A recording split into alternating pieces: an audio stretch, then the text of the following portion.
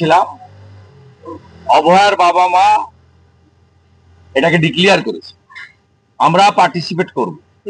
আমি তো পার্টিসিপেট করব এবং আমি অর্গানাইজ করব যাতে হাজার হাজার লোক আসে, এবং আমি ধর্মতলা থেকে হাঁটা শুরু করব ওনার বাবা মাকে সাথে নিয়ে। ওনাদের কত জল কামান টিয়ার গ্যাস আছে সেদিন দেখবো। তৃণমূল বলছে রাখি বন্ধন উৎসবের দিন এইসব আপনি এই প্রোগ্রাম করছেন, বা রাখি বন্ধন উৎসব 9 আগস্ট সেদিন এই রাখি বন্ধন উৎসব সকালবেলা হয়ে যাবে। ওনারা তো মদ খান, 12টার পরে ঘুম থেকে উঠেন, আমরা ভোরে 5:30টায় উঠালো। রাখি বন্ধন 7টার মধ্যে হয়ে যাবে, আর নবান্ন বিজন বেলা 12টার পরে।